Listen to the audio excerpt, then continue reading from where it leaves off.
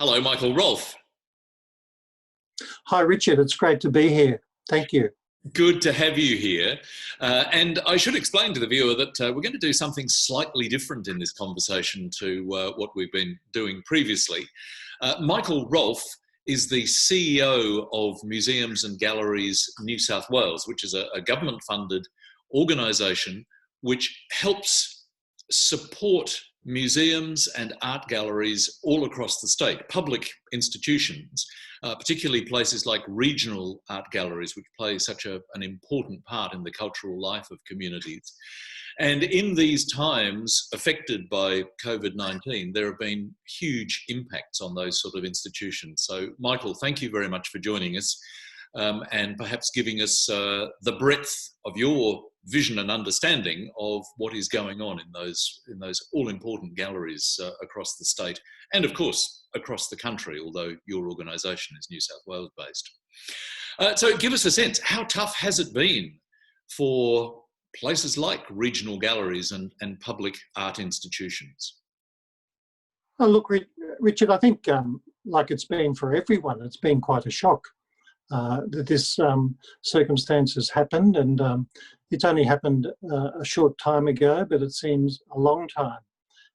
But there has been that immediate closure, of course, and programs have been suspended. Artist projects have ended, and it's become a time where, strangely, that you reassess, a valuable time where many organisations, institutions are reassessing what they do. The digital realm has become quite busy, and there are thoughts to beginning to understand how we might come out of this and what that might mean for how galleries in particular operate. Well, we will certainly talk about looking at where the future directions might go, but just to begin with, I guess that physical obligation to close the doors when there are often quite large exhibitions in place that have taken many years, and with public institutions there are many years of planning ahead, to have to close down. This must have been a tremendous impact on artists and gallery staff across the state. Absolutely. The logistics of replanning, of closing shows, of caring about where artworks are stored and how collections are looked after. It's quite considerable amount of work and quick thinking is involved in readjusting or indeed adjusting to how that happens. Many of us are funded, of course, either through some projects through the Australia Council and through more considerable funding through Create New South Wales. And fortunately, those organisations have come on board with a complete relaxation of the KPIs that are attached to funding. So you don't have to worry about your audiences coming through the door and supporting artists in ways that you said you would. And that relaxation has meant that you're able to reallocate funds. You can think about how you can move to the virtual, do artist interviews and understand how that relationship you have established with audiences and with artists can continue in this strange circumstance that we're in. You are now, as I said, the CEO of this statewide organisation supporting galleries right across the state, but you have been the director of several, not just one, but several regional galleries at different times across the state in the past. As a past director of a regional gallery, can you imagine what those directors are going through now in terms of how they're having to respond, and are they responding very similarly, or are there very individual responses? Look, I think there's a consistency in that shock I mentioned and the concern, and they're responding individually to their audiences and to the niche that they have established within their own community. So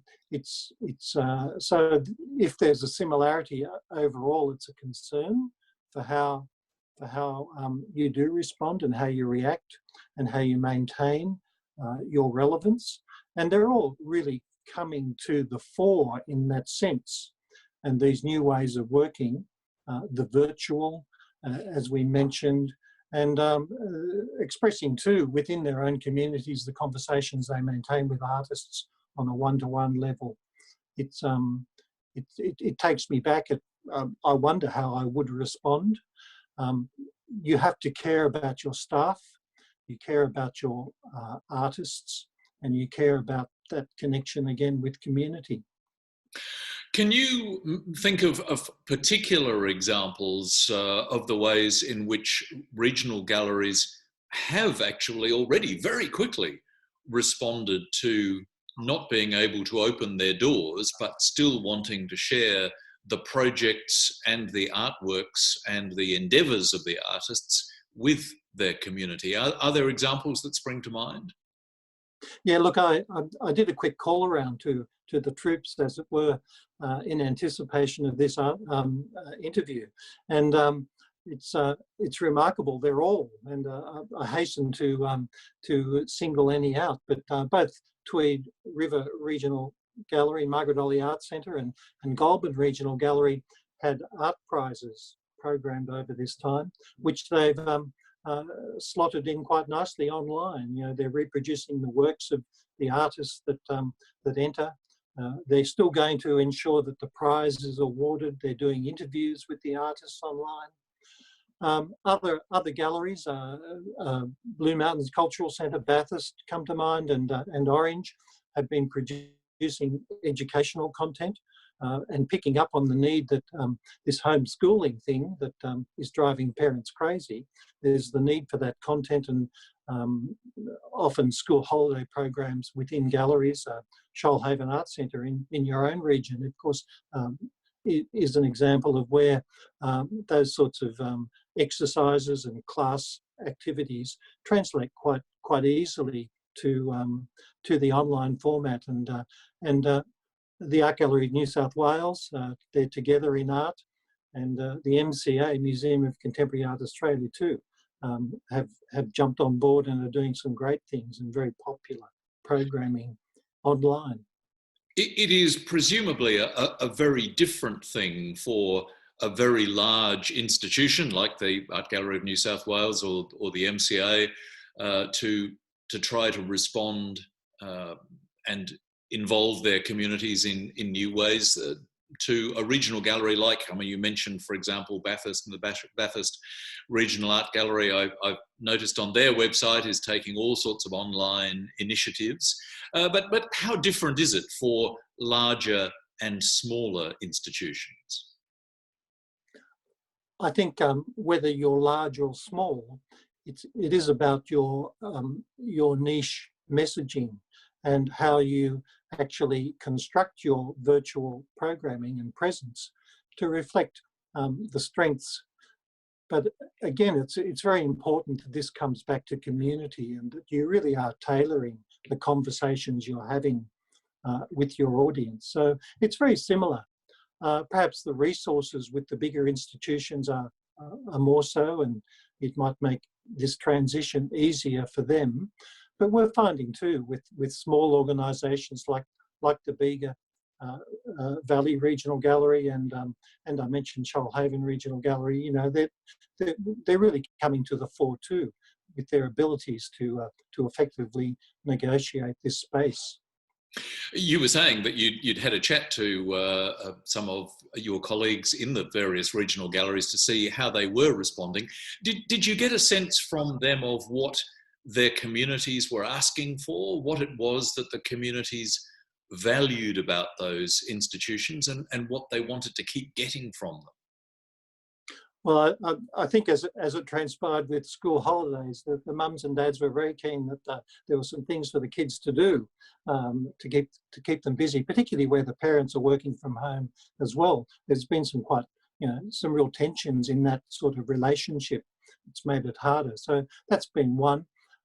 But it's still about the presence, and the communities want to maintain their relationships because galleries really are at the centre of particularly regional communities. They're at the centre of Sydney, the MCA and the Art Gallery of New South Wales.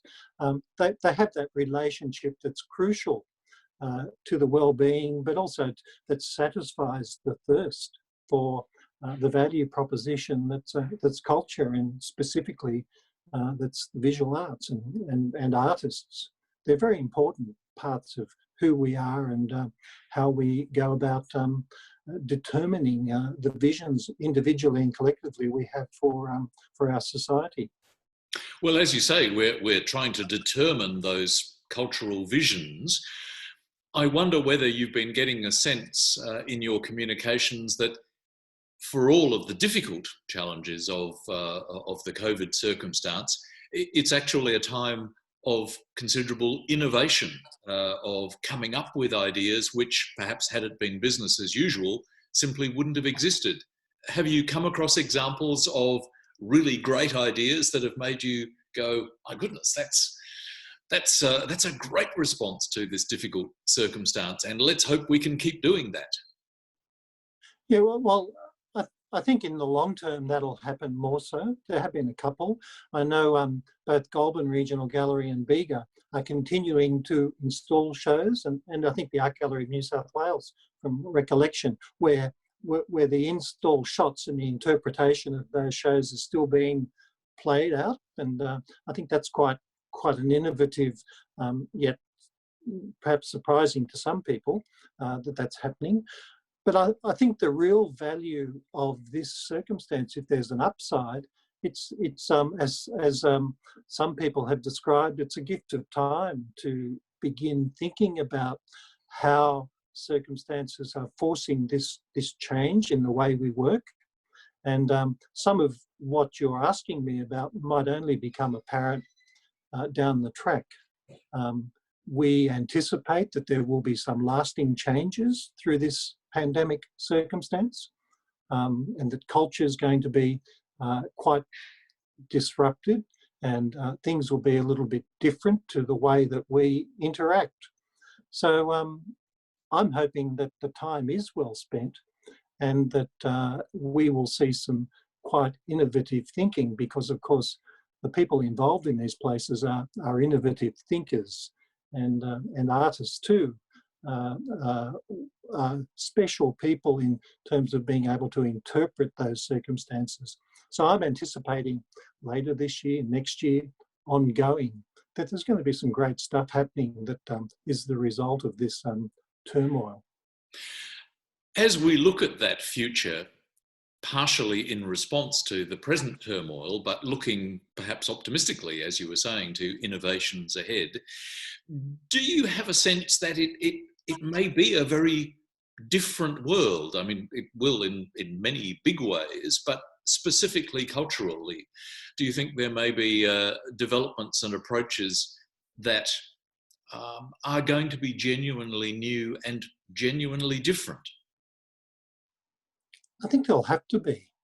I think when you look at the celebratory aspects of what we do, the coming together, the crowded rooms and the conversation, I think that's an inherently human circumstance, and we're going to want to either recapture that as it was, or we're going to have to find other ways to do that.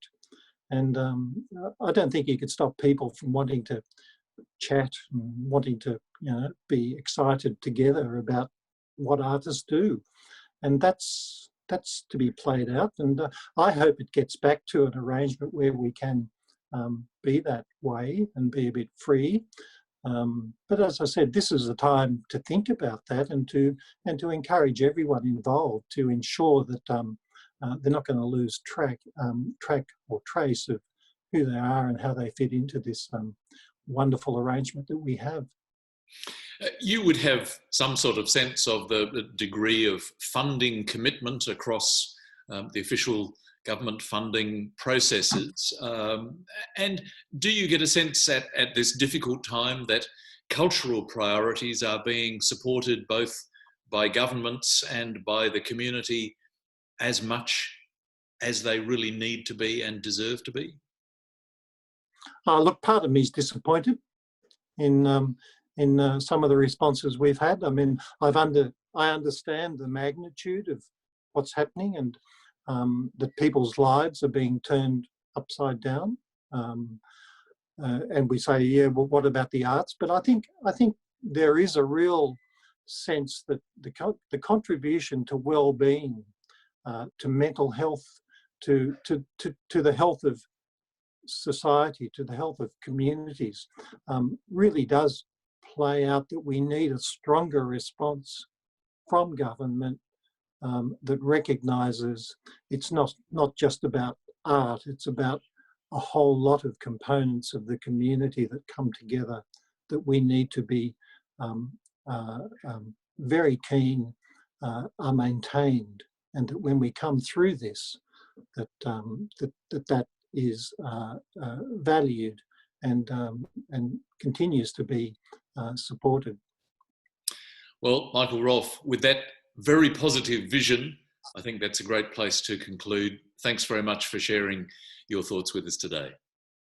That's great, Richard, and thank you for sharing your valuable contribution and your ideas to this circumstance. It's been great to chat, and look forward to doing more of it. Many thanks. Thank you.